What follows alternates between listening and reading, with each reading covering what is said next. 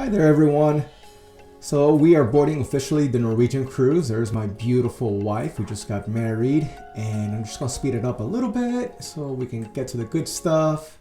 Finally, we are here touring the upper deck of the cruise. I was just amazed by all the services, the pools. Even though it was a great day, you could still enjoy the nice heated pool, plenty of stuff to do for the kids, and all the bars were open. So the first thing that Day and I got was a margarita, and she's eating a beautiful pastelito. She is Cuban, folks, so she does love her pastelitos. Finally, on top, there's a go-kart track, which you have to reserve, but it was an awesome experience. I loved every second of it. Highly recommend if you're going on a Norwegian cruise, especially the Bliss. And then we are moving on to the room. I cannot complain for the balcony room. Our backs fit right under the bed.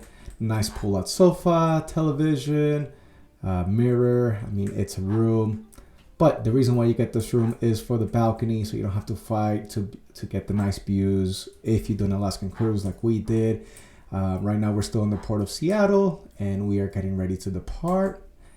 And finally, we are moving on. There is a boat, and let's see what happens next.